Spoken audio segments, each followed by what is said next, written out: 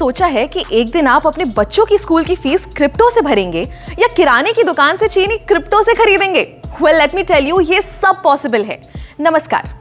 क्या आप भी हर जगह bitcoin, crypto currency, digital wallet जैसे शब्द सुन सुन के थक चुके हैं मगर समझ नहीं पाए कि आखिर ये है क्या? डोंट वरी, मैं पलक यादव आपको बताऊंगी कि आखिर ये क्रिप्टो क्या है। जी के डिजिटल शो में हम बात करेंगे आज डिजिटल मनी की। पर सबसे पहले जानते हैं कि ये पूरी क्रिप्टो की दुनिया आखिर आई कैसे। सबसे पहले था बार्टर सिस्टम, जैसे गेहूं के बदले जूते, आम के बदले सेब या नमक के बदले चाय। मगर क्योंकि ये सिस्टम में बहुत सी दिक्कत थी, जैसे कोई आम के बदले सेब ना ले तो फिर मुद्राओं का इस्तेमाल शुरू हुआ। सोने के, चांदी के, तांबे के और भी तरीके के सिक्के इस्तेमाल होने लगे। पार्टीशन से पहले भारत में दमड़ी, टका, पाई, आना, दमन्नी, चवन्नी, अठन्नी और रुपए के सिक्के चलते थे। मगर सिक्कों के भारी वजन की वजह से उनको लेकर इधर उधर जाना बहुत मुश्किल होता था, इसलिए पेपर करेंसी यानी नोट आना शुरू हुए। अब नोटों का इतिहास तो हम जानते ही हैं। 10,000 के बड़े बड़े नोट से शुरू होकर जो वॉलेट में भी ना आए, नोट छोटे से छोटे होते गए और अब तो ज्यादातर लोग बिना पेपर करेंसी के ही चलते हैं।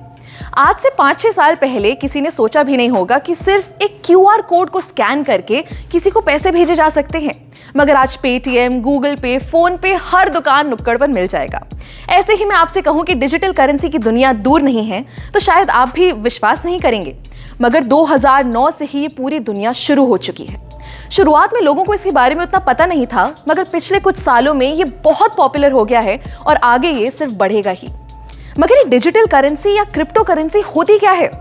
डिजिटल करेंसी एक वर्चुअल करेंसी है, यानी जिसे आप इन नोटों की तरह अपनी जेब में नहीं रख सकते। ये हमारे ऑनलाइन वॉलेट में रखी जाती है, यानी बिना किसी झंझट के आप इसे कहीं से भी एक्सेस कर सकते हैं। अच्छा, इसी का दूसरा नाम कह सकते हैं crypto currency. Crypto currency.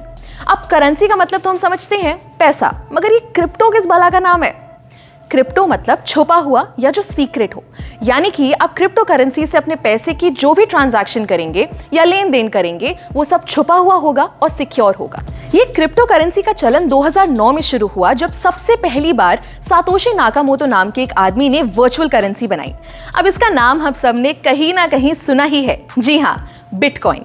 Bitcoin आज की डेट में इतनी बड़ी क्रिप्टो करेंसी बन चुकी है कि आप मानेंगे नहीं कि कई बड़ी बड़ी कंपनीज आज बिटकॉइन से पेमेंट्स लेती हैं।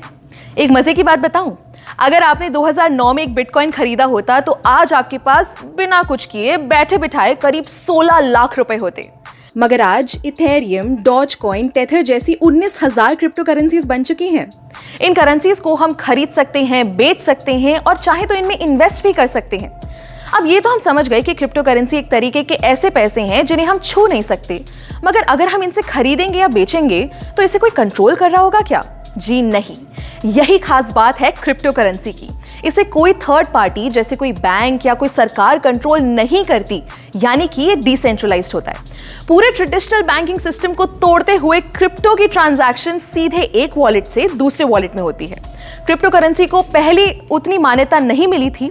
भारत जैसे कई देशों में इसका इस्तेमाल बैन था, मगर धीरे धीरे बहुत से देशों में ये लीगल हो चुका है।